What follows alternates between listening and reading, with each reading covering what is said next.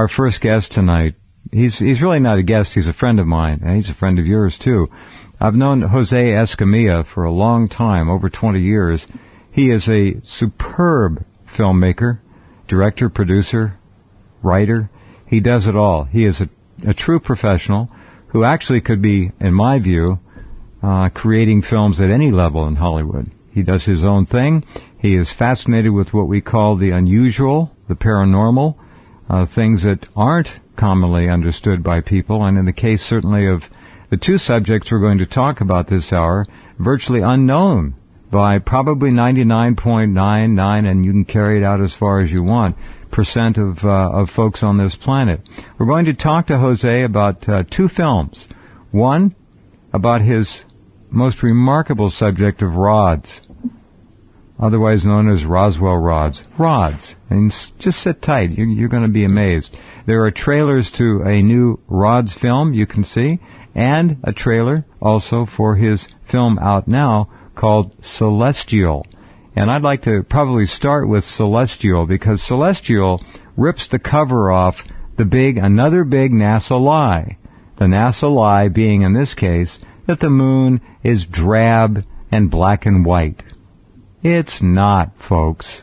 And you'll see in the trailer exactly what I'm talking about. Hello, friend. Welcome back. I am here. We're going to start with, I guess, do you want to start with Celestial? Is that all right? Yes, let's do that. That's my most recent film.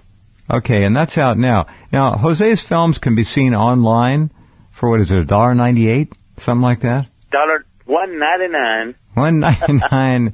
Yeah, it works. $1.99, you can see them.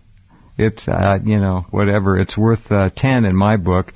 The idea of NASA lying to us is an unfortunate reality. We know it. You know it. We talked about this many years ago, and I've certainly seen enough examples of their lies and obfuscation to make me sick for a long time to come.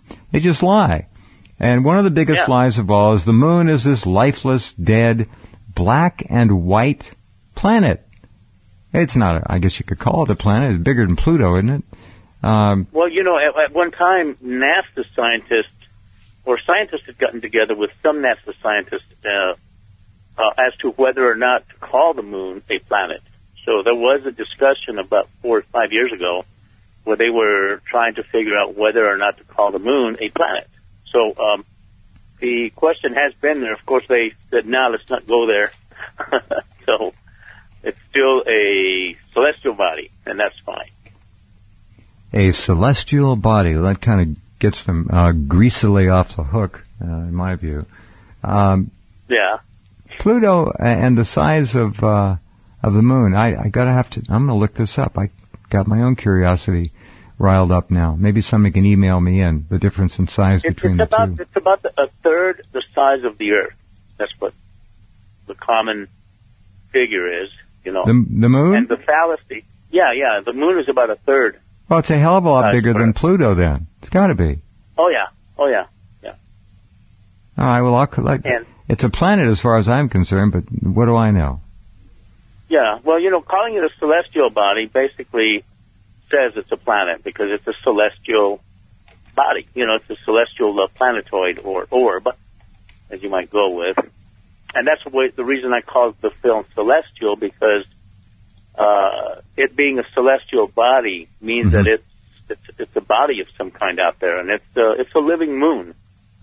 It's alive with a thin atmosphere. It has greenery. It has gold mountains, solid gold mountains. I forgot to send you that photo, but there are photos in color from the color photography taken by the Clementine mission back in 1994. You can see what appear to be solid gold mountains.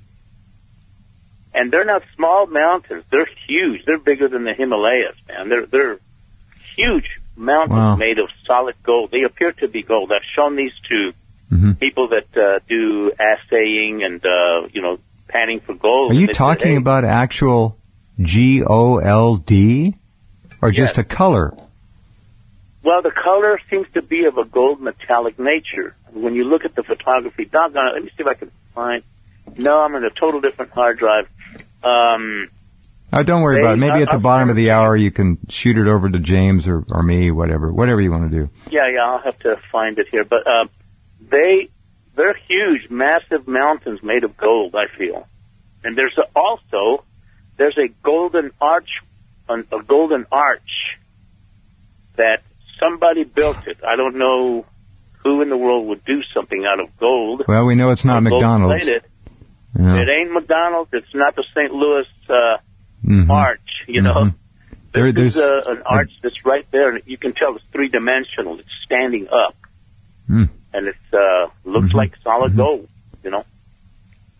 Okay, the celestial trailer can be viewed simply by clicking at the Celestial Movie website. You'll see it. We're taking the celestial part first tonight because this is really important, and it's not so much the fact that the moon is what it is, it's the fact that NASA is lying again. And when we look at what NASA has done to us regarding our birthright to know what's up on the moon, they've done 100 times more probably with respect to Mars. I mean, God only knows what's on Mars. We see things. Joseph Skipper's work is extraordinary.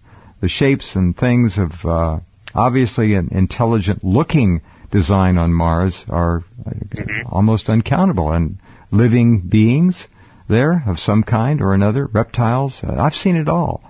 Anyway. You can bet there's life up there on the moon and on Mars and probably other planets. And they're not telling us because they don't want us to be keen on that knowledge. You know, if we know everything, then they have nothing to keep us in slavehood. You know, because once we realize that there are other living humanoids or living entities out there in space that are far more intelligent than us, we're not going to depend on governments and presidents. Why should we? You know? Of course. We have brothers out there that are... It'll give a lot of people... It'll give a lot of people freedom. They'll be released from this scam of lying and information hiding and all that. It's all a scam, all of it. Yeah, freedom of knowledge is very important. Freedom of knowledge. Well, knowledge is the most important commodity on the planet, the most powerful.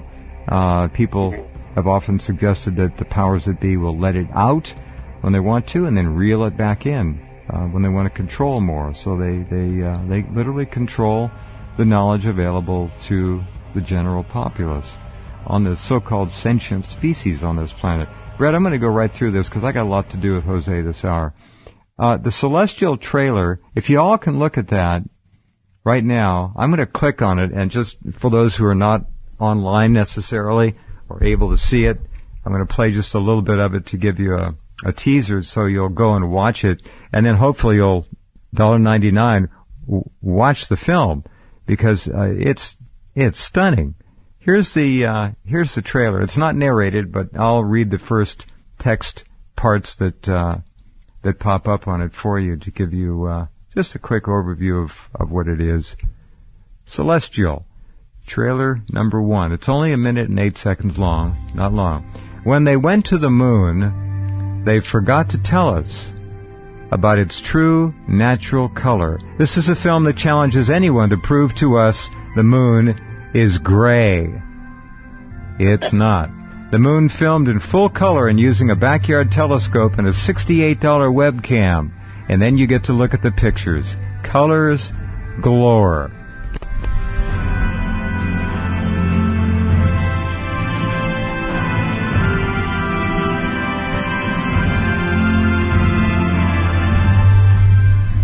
And what's really fun, Jose, is when you show the Apollo astronauts up there on the moon, and all around them is this gray and black terrain. And yet when you look in the faceplate of the spacesuit, I don't know which astronaut that is, back at the camera, you see color. You see colorful soil. You see color. Yeah, Buzz Aldrin. You see colors all over the place. And now, who took this film of the moon with color? This was taken by NASA during the Clementine mission back in 1994. Okay. At least that's when they supposedly released the full color photography that exists. In my film Celestial, you'll find that I was trying to research and find this crater called Geo, Guyot, Mm-hmm. which is above the crater that's featured in Celestial, the Lobachevsky crater, where there seems to be an object that was built within an 8-month period that's 10 miles wide and 6 miles high. Somebody built it between Apollo 16 and Apollo 17. You have a starting time frame, an image, which it's not there, and then 8 months later it's there. Yeah. So somebody built this 10-mile wide, 6-mile high structure on this crater called Lobachevsky. And Apollo 16, they photographed it. I mean, all of the Apollo missions had an interest on Lobachevsky crater for whatever reason. They've been filming that crater since Apollo 8. Okay, so they've been filming it and photographing it. And then Apollo 16, which was in April of 72, there was an excavation going on, and there's a photo that shows a thing I call the excavator. That seems to be a machine of some type, or maybe a living creature or something that's digging the hole. Okay. For 8 months later, this huge structure appears. And you can see those in the Celestial photos section. All right, the first photo, the top photo, Apollo Let's click 16. on that right now. Celestial film reveals moon structures and colors. Photos. Look for that. Yes. And click on that, which I'm doing right now. If I can get it. You can see what appears to be a hole being dug, and there's it looks like a tower or a cross, white one. And then in the next photo, you don't see the tower, but you see what looks like a machine or a creature. I call it the excavator that's excavating. And that's from Apollo 16 photography. And then on the Apollo 17 photography in December 72, this structure now appears. And it appears to have cables strewing out of the top, and it's 6 miles high, 10 miles wide. Okay, let me go back. Let's go back to the first picture. People have got photos loaded up now. This is Celestial. Look for the Celestial photos and click on the text, and you'll load that page up. Apollo 16, April 1972. And if you'll look, you'll see there's an item clearly in the foreground, right dead center, right above the A in April. And you can scroll down to the next image, and there's a close-up of that. Wow. It looks like Mothra. Remember that old sci-fi movie? Oh, sure. Or Rodon or Rodin, but Mothra. This looks like a worm of some kind or something, or a caterpillar or something. Well, weird. It also looks like, the shape of it looks like almost a soda bottle laying on its side with the bottom blown out of it. Yeah, but you can see a shadow underneath it where it's hovering. I see that. Covered. Yeah.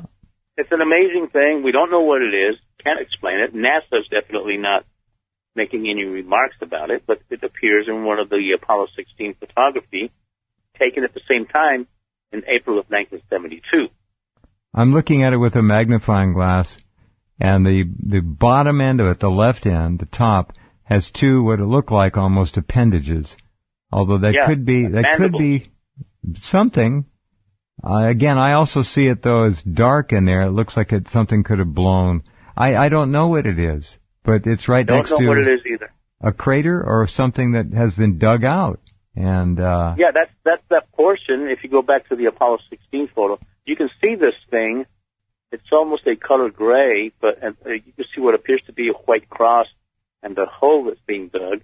Uh-huh. But that's the exact same position that on the Apollo 17 photo, underneath the excavator.